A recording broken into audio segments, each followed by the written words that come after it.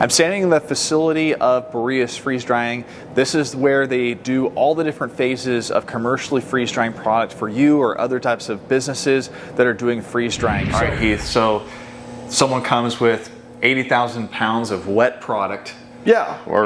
And now we're in this kind of like gateway room. It came from shipping. Yeah, it's in shipping. It'll come, we'll go through this door. It's a pretty fancy door. Pretty fancy, isn't it? It's a little fast.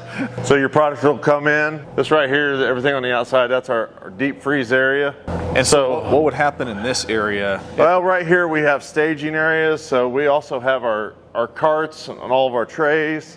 So if it needs to get loaded directly onto trays, we can do that. We have a piecing room right over here where we can do size reduction of certain products.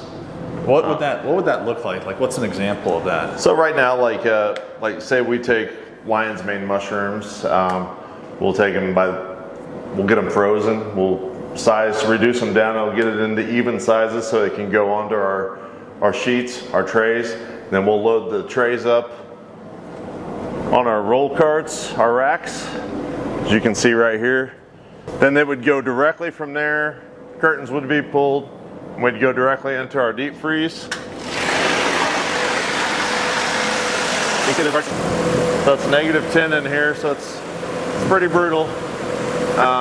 So we've already got some mushroom products. We've got more products to process over here.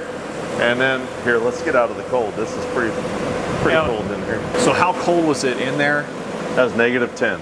And what's unique about this deep freezer? Well, when we had that engineered, we was really in the mushroom space, and so we wanted 80,000 pounds of mushroom put in there at room temperature and be brought down to -10 within 48 hours. So it was sized for that. So it's a really powerful deep freeze. So 80,000 pounds of product can be frozen at the same time? Yes. Yeah. So basically, your carts would go in that side of the freezer. It would come out this side of the freezer. And as we roll the carts out, then we're ready for our chamber doors here. This one's Medusa. Medusa. We got Zeus over there. And this is a freeze dryer by TechSource Systems that we had mentioned before. And if you haven't watched that full interview, you can watch it with Heath and Blaine from Boreas Freeze Drying. But we talked a lot about what type of machines they're using here. And this is a TechSource system machine. Yeah, it's a 10 rack system. And so we've got a couple of these right now. We've got, as you can see right here on this wall, we've got built out for another 2. So we'll have 4 10 racks in here with the expansion capabilities to run out to 15 in this facility. What was kind of your idea of design with the wall with these freeze dryers? Because most of the time what I've seen is commercial freeze dryers are like in an open room. Yeah, so we keep all this area in here completely food grade, more sanitary. Then we've kind of got the mechanical side of everything happening behind that wall. Okay. And so that way, if there's something going on, there needs to be maintenance on one. The maintenance people are not working inside of the food grade area, if that makes any sense. Can we go take a look at that? You want to go on the back side? Sure. Yeah, come on.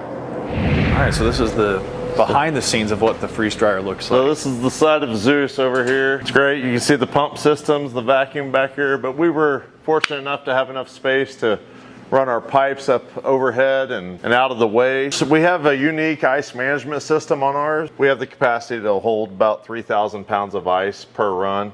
And instead of all that ice management having to be kind of melted off and shoveled out, wheelbarrowed out like in the past, these are inline hot water heaters. And there's a gate that goes across the chamber in there, and it basically turns it into a hot car wash where it recycles hot water, melts all the ice, pumps it out of our building. We can start freezing it back down, sanitize it, get ready for the next run. So that probably saves a lot of time of the defrost, so you can get another cycle going. Mainly it saves a lot of labor too, because you know, if a guy's having to shovel out a few thousand pounds of ice every day, they're usually not happy by the end of the week. Gets a good workout, but probably not that happy. Yeah, we've kind of got room back here. You can see where we've already got it mapped out for the next freeze dryers coming in. So you're really equipped to handle any size client business. Small or significant. Yeah, we've got some of our current clients are ramping up production. but we always want to have the ability to take on more clients. So if you're interested in upgrading your particular operation in terms of accepting those sales orders from somebody who wants your product, Heath is the guy to talk to, and Blaine. And we're going to talk to Blaine here in a couple of minutes just about some other aspects of their business. So thanks a lot for the tour. Yeah, man, it's great. Yeah, anything you guys want to know, we're an open book. Come by and see us, call us, hit us up on email. So all right, appreciate you. Sounds good. Blaine, so another application with freeze drying is powderizing something. So you have something that's freeze dried, then you want to powderize it to then make supplements, things like that. Tell us what you've seen in terms of that application so far, and then let's talk about the machine that does it. Yeah, absolutely. So a lot of times people will freeze dry juices to go back into some sort of a drink mix. Sometimes they'll do fruits, and then other times it's nutraceuticals like your functional mushrooms, elderberry. And so what happens is once it's freeze dried, it's very fragile. It can shatter very easily.